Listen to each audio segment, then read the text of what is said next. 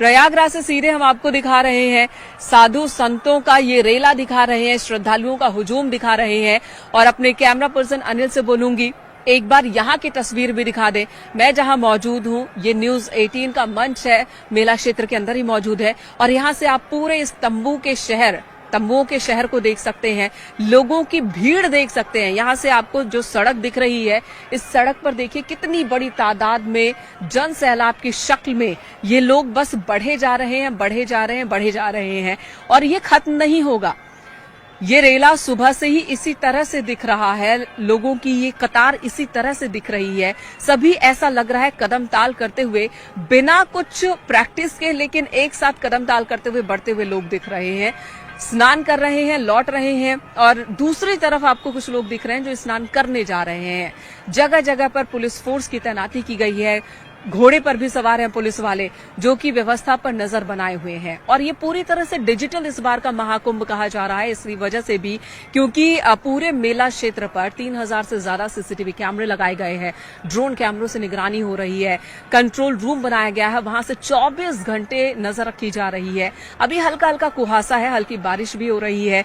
और इसी बीच श्रद्धालुओं की ये भीड़ भी हम आपको दिखा रहे हैं, जो दर्शन पूजन के लिए आ रहे हैं, जो कि स्नान ध्यान के लिए आ रहे हैं, दान कर रहे हैं। और मकर संक्रांति के मौके पर पहले अमृत स्नान की डुबकी लगाते ये तमाम श्रद्धालु दिख रहे हैं। रुक एक बार फिर राजीव का कर लेंगे, हमारे सहयोगी मौजूद हैं। राजीव, वहां पर भी लोग जो हैं, जब ब्रह्म मुहूर्त से लेकर सुबह 4 बजे तक 45 लाख लोगों ने स्नान कर लिया था, तो अभी तक तो ये आंकड़ा और भी बढ़ गया हो गया। आपसे कुछ देर पहले हमारी कुछ मेला प्राधिकरण से जुड़े अधिकारियों से बात हुई, तो उनका कहना है कि करीब 60 से 70 लाख के बीच श्रद्धालुओं ने आज स्नान किया है। आपसे कुछ ही देर बाद उसका ऑफिशियल आंकड़ा जारी किया जाएगा। मेनका आप भीड़ का अंदाजा इसी से लगा सकते हैं कि अब जब पहला जो अखाड़ा है वो अमृत स्नान के लिए संगम पर पहुंच गया है, तो उसके बाद 6 लेन बनाई गई। 6 लेन पर लगातार जो लोगों के आने का सिलसिला है वो लगातार जारी है, जिससे आप समझ सकते हैं कि प्रयागराज कुंभ में जो पहला अमृत स्नान है उस मौके पर कितने लोग पहुंचे। कुछ लोग यहाँ पहुंचे भी, उनसे भी बात करते हैं। कहाँ से आए हैं आप लोग?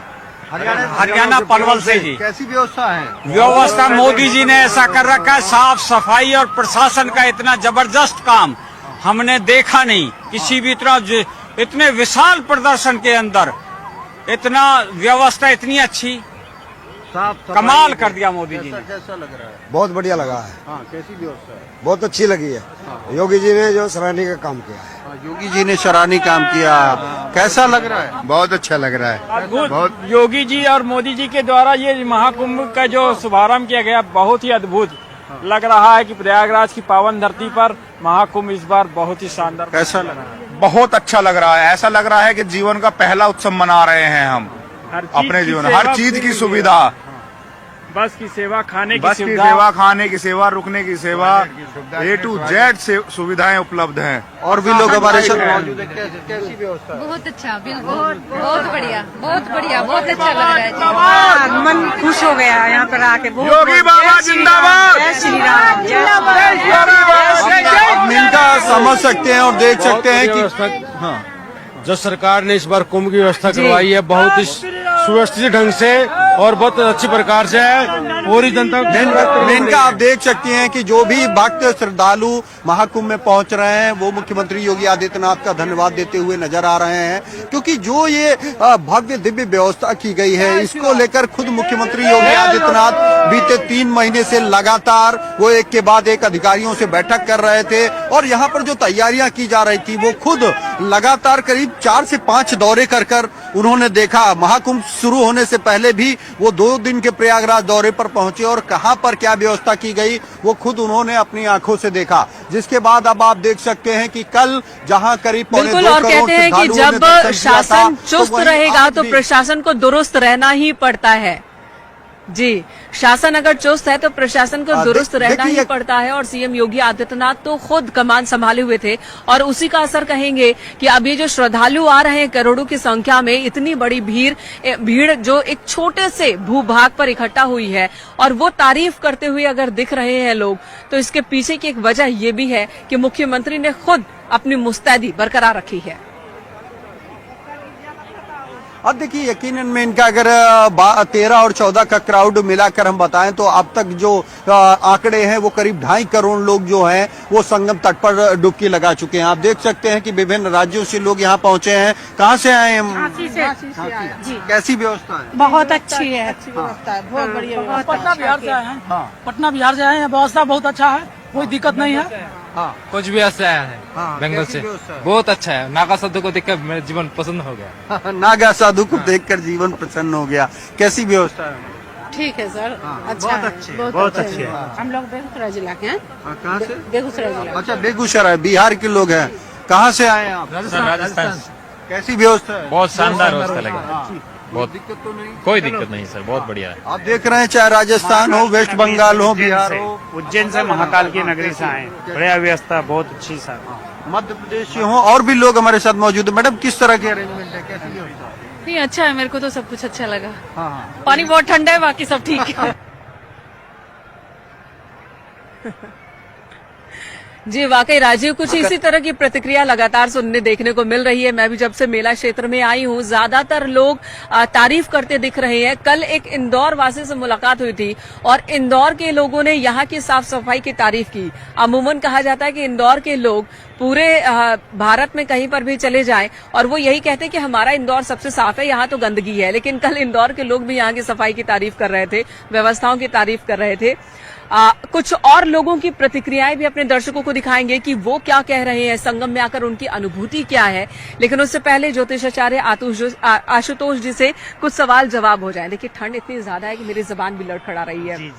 अब अगला सवाल ये है कि जो लोग घर बैठे हैं वो स्नान करें, तो आपने कहा कि मन में ध्यान करें गंगा माँ का और स्नान करें। गंगा के स्मरण करने से ही मुक्ति है, स्मरण मात्र से मुक्ति है। बस हमको ये विश्वास होना चाहिए कि हाँ स्मरण से मुक्ति होती है। तभी हमारा सब कॉन्शियस माइंड जो हमारे अंदर एक अवचेतन मन स्थित है, जब तक उसको संदेश नहीं जाता तब तक हमारा वाईफाई ईश्वर के कनेक्शन से कनेक्ट नहीं होगा। आजकल इसे एक नया वर्ड यूज किया जा रहा है, वर्ड तो पुराना इस्तेमाल में अब है, मैनिफेस्ट करना, मैनिफेस्टेशन।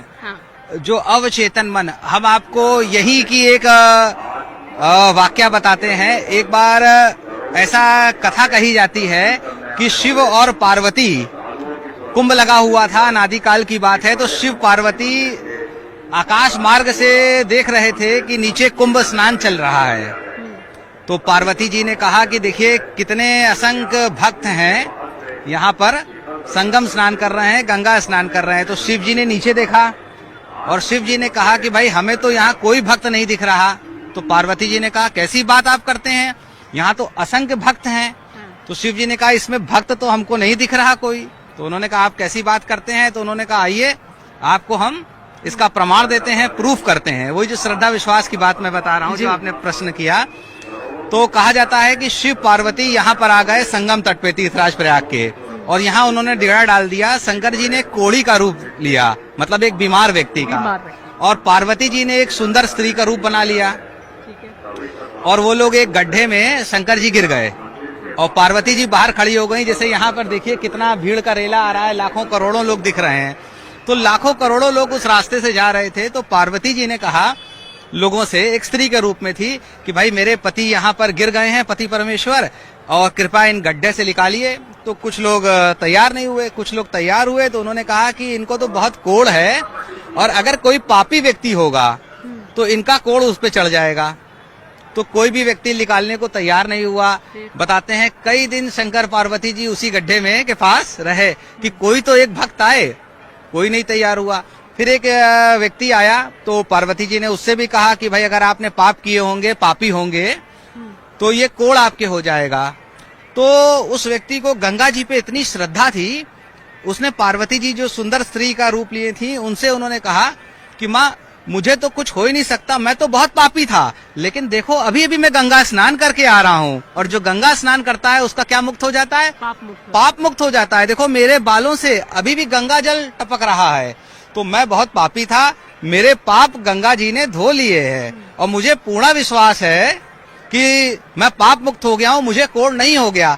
तो उसने शंकर जी को पकड़ के गड्ढे से निकाल दिया। शंकर जी ने तथास्तु किया और पार्वती जी से कहा कि देखिए इतने असंख्य लोग स्नान कर रहे हैं और सब कहते हैं गंगा से मुक्ति होती है, लेकिन उनका अंतर्मन स्वीकार नहीं कर पाता। केवल ये एक सिर्फ ही करने से नहीं होगा बल्कि मनन करने से होगा। मनन, केवल ये एक व्यक्ति है जिसको इतना कॉन्फिडेंस है, इतना श्रद्धा है, इतना विश्वास है कि सारे पाप गंगा जी में धुल गए, अब मुझे कोढ़ नहीं हो सकता। तो उन्होंने झट से शिव जी को बाहर निकाल दिया, शिव जी ने तथास्तु किया। उसका मतलब क्या है? जब हम 100% विश्वास करेंगे तभी हमारा कल्याण होगा किसी भी विद्या में। जैसे जो साइंस के स्टूडेंट है वो जानते हैं वाटर का बॉइलिंग पॉइंट कितना है, 100 डिग्री सेंटीग्रेड। तो 99 डिग्री कोई काम का नहीं है। जैसे यहाँ पर लोग आके कहते हैं कि हम बहुत श्रद्धा करते हैं, हम श्रद्धावान हैं, तो उसका भी परसेंटेज होता है। 90% श्रद्धा कोई काम की नहीं है, 99% भी नहीं है। जैसे वाटर का boiling point is 100 degree centigrade, तो 100 डिग्री से नीचे वाटर कभी बॉईल नहीं करेगा, 100 से ऊपर कैसे करेगा। पता चले कि 100 डिग्री तक पहुंचा या नहीं पहुंचा? तो ये तो हम लोग क्योंकि हम लोग एस्ट्रोलॉजर हैं, हमें तो मानना पड़ेगा कि हाँ पहुंच रहा है। नहीं तो जब तक, जैसे कुछ लोगों को यहाँ गंगा पे आके सिद्धि प्राप्त होती है, कुछ लोग की गंगा मैया मनोकामनाएं पूर्ण करती हैं, वो लाखों किलोमीटर से दूर आते हैं और पैदल आते हैं। जैसे हम लोग को भी यहाँ कितना पैदल आना पड़ा। तो कुछ लोगों का इस क्षेत्र में आके कल्याण हो जाता है, भाग्य बदल जाता है। और कुछ लोग कहते हैं कि भाई हमने तो सब कुछ कर लिया लेकिन कुछ नहीं हुआ। तो आपको अपने मनन भी करना होगा, चित्त को भी जागृत करना होगा। बातचीत हम जागृत जी बातचीत जारी रखेंगे, लेकिन इससे पहले कुछ और श्रद्धालुओं को देखते हैं, सुनते हैं जो संगम के क्षेत्र में मौजूद हैं और अपने परिवार के साथ पहुंचे हैं। बहुत है, बहुत ज्यादा भीड़ है। हमें लग रहा है पिछले साल के जितने भी रिकॉर्ड हैं सारे रिकॉर्ड टूटेंगे। हर अगले दिन स्नान में पिछले सारे रिकॉर्ड टूटते जा रहे हैं।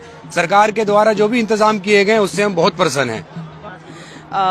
इस पर हम प्रशासन को बहुत बहुत धन्यवाद कहना चाहेंगे, क्योंकि इतनी भीड़ होने के बाद भी प्रशासन ने इतनी अच्छे से व्यवस्था रखी हुई है, जो किसी को कोई तरह की दिक्कत नहीं हो रही है। और साफ सफाई का भी बहुत ध्यान रखा गया, और इसमें पर्यटकों का भी बहुत बहुत धन्यवाद कि उन्होंने भी साफ सफाई को मेंटेन कर रखा। ইয়াত আহি বহুতে ভাল লাগিছে। এইটো যে সৌভাগ্য পাইছো ইয়াত আহিবলৈ, সেইটো কাৰণে বহুতে ভাল লাগিছে। আজিৰ দিনটো ইমান ভাল যে 144 ইয়াৰ্ছৰ পাছত ইয়াত যে এটা অপৰচুনিটি পাইছো আহিবলৈ, সেইটো কাৰণে মনত বহুত শান্তি এটা प्रभाव भाव आता है। जिला से कैसी व्यवस्था? बढ़िया है, बहुत सुंदर व्यवस्था योगी जी की है, और मोदी जी योगी देश के लिए सुरक्षित रहना चाहिए। Oh, this is just the most amazing experience. It's fantastic. We're loving every minute of it. It's our first time in India. I'm here with my daughter, and it's very emotional. I'm loving it. Thank you.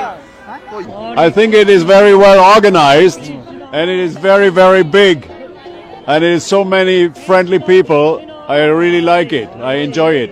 I wanted to feel the spiritual energy and to meet Indian people. And they are so friendly, it's amazing. I feel that it's very peaceful. I feel even with a lot of people, you know, every people is pulsing, you know, the Kumbh Mela. We can really feel the Kumbh Mela inside the bodies, you know. I just arrived yesterday, so I cannot say so much because still I didn't went for bathing. But for the moment, I'm really happy to be there, and I feel really good energy here. Yeah.